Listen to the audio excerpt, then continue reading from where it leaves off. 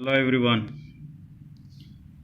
बेटा पिछले वीडियो में आपने जो एक्सेस डिमांड है और डेफिशिएंट डिमांड इनको करेक्ट करने के दो मेजर्स के बारे में पढ़ा था। जो दो मेन मेजर्स हैं, पहला था फिस्कल मेजर्स या फिस्कल पॉलिसी भी हम उसको बोल सकते हैं, उसके बारे में आप पढ़ चुके हो। आज हम पढ़ने जा रहे हैं मॉनेटरी पॉलिसी या मॉनेटरी मेजर्स, मौद्रिक नीति, यानी कि जो आरबीआई के द्वारा बनाई जाती है मेनली।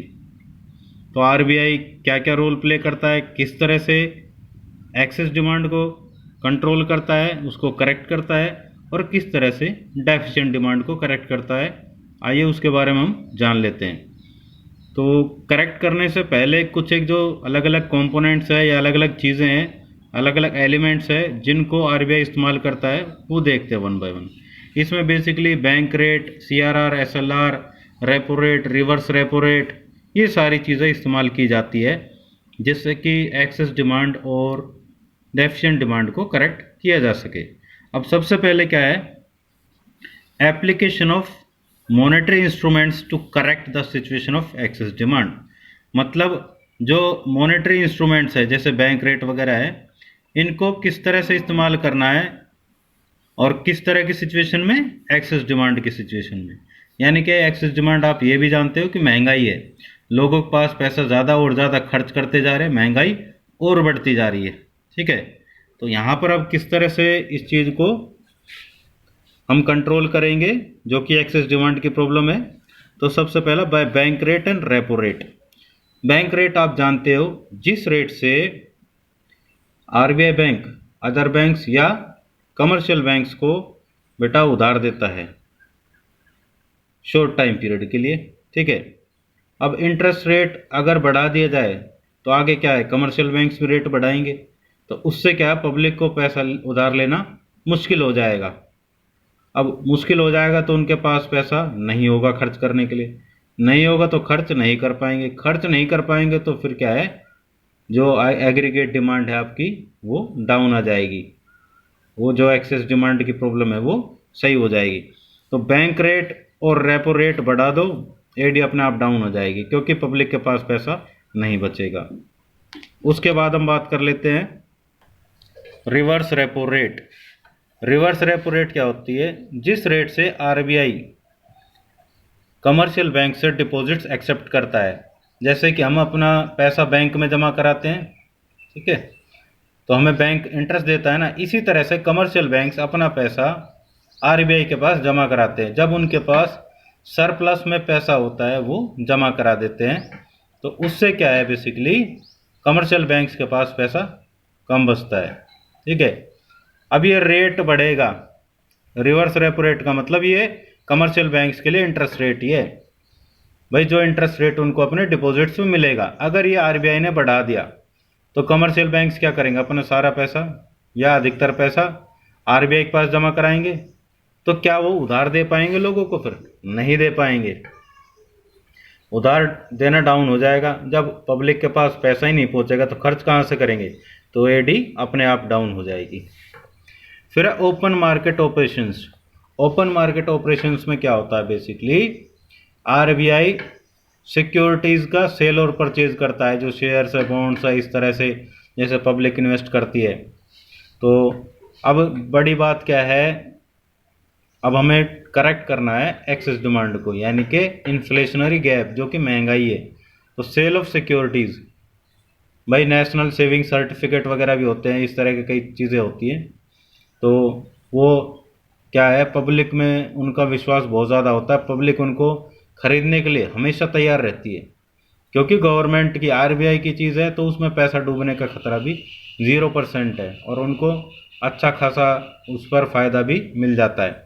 अब आरबीआई क्या कर रहा है, सिक्योरिटीज़ को बेचेगा, पब्लिक उनको खरीदेगी, तो पब्लिक से पैसा खींच लिया जाएगा, तो लिक्विडिटी कम हो जाएगी। जब पैसा ही नहीं बचेगा तो खर्च कहाँ से करेंगे, तो एडी अपने आप डाउन हो जाएगी। सीआरआर, कैश रिजर्व रेशो, ये बेटा वो रेशो है, हर एक कमर्शियल बैंक को अपने टोटल डिपॉजिट्स का एक फिक्स परसेंटेज कैश की फॉर्म में आरबीआई के पास जमा कराना पड़ता है। अगर सीआरआर बढ़ा दिया तो उधार कम दे पाएंगे। वो आपको प्रोसेस याद होगी, 10% था, 1000 रुपये जमा कराए, 100 रुपये रख कर 900 रुपये का उधार दे दिया।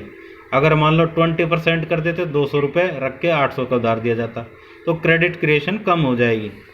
जब क्रेडिट क्रिएशन कम हो गई, यानी कि लोगों को उधार कम मिलेगा, तो पैसा वो खर्च नहीं कर पाएंगे, तो एडी अपने आप डाउन आ जाएगी। एसएलआर आपको पता है, स्टैच्यूटरी लिक्विडिटी रेशो, वैधानिक तरलता अनुपात। हर एक कमर्शियल बैंक्स को अपने टोटल डिपॉजिट्स का बेटा कुछ फिक्स परसेंटेज लिक्विड एसेट्स के फॉर्म में अपने पास रखना पड़ता है। सीआरआर में कैश आरबीआई के पास जमा कराना पड़ता था, ये है अपने पास रखना पड़ता है। भाई कैश है डायमंड की फॉर्म में, शेयर्स के फॉर्म में, गोल्ड की फॉर्म में, इस तरह से जब ये ज़्यादा रखना पड़ेगा तो क्रेडिट क्रिएशन वो कम कर पाएंगे, यानी कि उधार कम दे पाएंगे, तो एडी अपने आप डाउन आ जाएगी। मार्जिन रिक्वायरमेंट, डाउन पेमेंट आपने देखी होगी। मार्जिन रिक्वायरमेंट वही, आप उधार लेने के लिए गए, मान लो बैंक में आपको 10 लाख रुपए का उधार चाहिए, बैंक आपसे 20 लाख रुपए की सिक्योरिटी यानी जमानत के रूप मांगेगा। डिफरेंस कितना हुआ? 10 लाख का ही। तो ये डिफरेंस जितना ज़्यादा होगा उतना ही उधार लेना आपके लिए मुश्किल हो जाएगा, और जितना कम होगा, मान लो बिल्कुल जमानत ना देनी पड़े, तो आपको उधार लेना उतना ही आसान हो जाएगा। अब बड़ी बात आ जाती है, हमें प्रॉब्लम सही करनी है एक्सेस डिमांड की, तो मार्जिन रिक्वायरमेंट बढ़ा दें। 10 लाख का उधार चाहिए, 50 लाख की सिक्योरिटी जमा करानी पड़ेगी, क्योंकि 50 लाख की सिक्योरिटी जमा करा देंगे, क्या फ़ायदा, रहने दो भाई, हमें नहीं चाहिए। तो लोग उधार कम ले पाएंगे, तो एडी अपने आप डाउन आ जाएगी, यानी कि उनके पास जब पैसा ही नहीं आएगा तो खर्च नहीं कर सकते। ये डाउन पेमेंट वाला सिस्टम है। फिर है moral pressure by RBI. Moral pressure में आप जानते हो दोनों ही बातें हैं, प्यार से भी और फटकार से भी।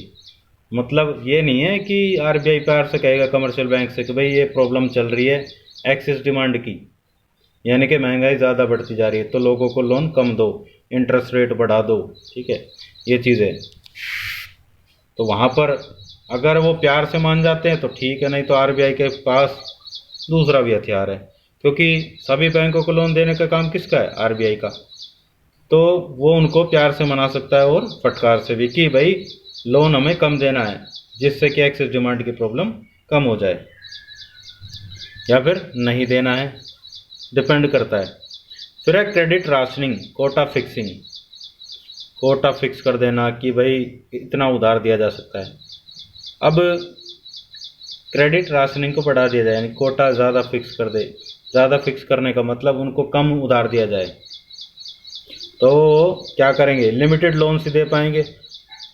और मान लो एक क्रेडिट राशनिंग बिल्कुल ऐसी फिक्स कर दे कि भाई आप कमर्शियल बैंक से, या पहले मान लो वो कितना भी उधार ले सकते थे, लेकिन अब ये कहते हैं सिर्फ 10,000 का उधार ले सकते हैं। जब आरबीआई से 10,000 रुपये का उधार मिलेगा तो आगे वो कितना लोन दे पाएंगे? बहुत कम। तो उससे क्या, पब्लिक को पैसा नहीं मिलेगा और एडी डाउन हो जाएगी। तो इस तरह से हम लास्ट में कह सकते हैं कि एक्सेस डिमांड को कंट्रोल करने के लिए डियर मॉनेटरी पॉलिसी अपनाई जाएगी। जैसे हम ये सुनते हैं जहर को मारने के लिए जहर का इस्तेमाल किया जाता है, यानी कि जहर जहर को मारता है। तो महंगाई, एक्सेस डिमांड क्या है? महंगाई। महंगाई को महंगी मौद्रिक नीति, डियर मॉनेटरी पॉलिसी महंगी मौद्रिक नीति, यानी कि ये रेट्स आप बढ़ाओगे तो इससे क्या है, एक्सेस डिमांड की प्रॉब्लम करेक्ट हो जाएगी। अब बड़ी बात आ जाती है डेफिशिएंट डिमांड की प्रॉब्लम को सही करने का। जो आपने यहाँ पर देखा उसका ठीक उल्टा, जो चीज़ यहाँ पड़ रही थी उसको डाउन कर देंगे, ठीक है, इस तरह से करना है। तो उससे क्या है, डेफिशिएंट प्रॉब्लम जो डिमांड की है वो सही हो जाएगी। यहाँ पर आप बेसिकली देख रहे हो ये भी डाउन हो गया, reverse repo rate down, securities यहाँ परचेज कर ली। परचेज करने से क्या है, सिक्योरिटीज़ आरबीआई के पास आ गई, कैश पब्लिक के पास पहुँच गया तो वो खर्च कर सकते हैं। सीआरआर डाउन, एसएलआर डाउन, ये सारा किया जा रहा है डेफिशिएंट डिमांड को कंट्रोल करने के लिए। मोरल प्रेशर, उनको ये कहेगा भाई मंदी चल रही है, पब्लिक को लोन दो कम इंटरेस्ट पर, विदाउट इंटरेस्ट पर, जैसे भी वो कहता है। क्रेडिट राशनिंग ये कम कर दिया, अब उनको क्या है, कह दिया भाई आप कितना भी उधार ले सकते हो, तो इस तरह से क्या है, वो कंट्रोल कर सकते हैं, राइट। अब हम बेसिकली डिफरेंस देख लेते हैं monetary policy versus fiscal policy. Basis of difference है monetary policy fiscal policy, right. तो सबसे पहला करेक्शन ऑफ, किस चीज़ की प्रॉब्लम को करेक्ट करना है, एडी ग्रेटर देन है और एडी लेस देन है, दोनों ही प्रॉब्लम है। तो यहाँ पर किस तरह से करेक्ट किया जाएगा, बाय सप्लाई ऑफ मनी और क्रेडिट। वो आपको पता है, जब महंगाई है तो सप्लाई ऑफ मनी कम कर दो, और मंदी है तो सप्लाई ऑफ मनी बढ़ा दो। फिस्कल पॉलिसी में रेवेन्यू और एक्सपेंडिचर ऑफ गवर्नमेंट, ये आपको पता है भाई, महंगाई यानी कि एक्सेस डिमांड की प्रॉब्लम है तो रेवेन्यू बढ़ा दिया जाएगा, एक्सपेंडिचर घट जाएगा। और डेफिशिएंट डिमांड की प्रॉब्लम है तो रेवेन्यू घटा दिया जाएगा, एक्सपेंडिचर बढ़ा दिया जाएगा। इस तरह से गवर्नमेंट कंट्रोल करती है। बाय आरबीआई और गवर्नमेंट, ये किस तरह द्वारा किया जाता है, monetary policy by RBI, the central bank है जो हमारा, लेकिन फिस्कल पॉलिसी है गवर्नमेंट की। हालांकि ये सारी चीज़ें आरबीआई सेंट्रल गवर्नमेंट के बिहाफ पे ही सारी चीज़ें करता है, नोट छापने का काम भी सारा। टूल्स या इंस्ट्रूमेंट्स क्या क्या हैं, CRR, SLR, bank rate, credit rationing वगैरह है। यहाँ पर क्या है, गवर्नमेंट का एक्सपेंडिचर, पब्लिक बोरोइंग्स, टैक्सेस वगैरह कई सारी चीज़ें हैं, तो इससे क्या गवर्नमेंट कंट्रोल कर सकती है। तो ठीक है बेटा, आज के लिए इतना ही बहुत है। Okay bye, take care.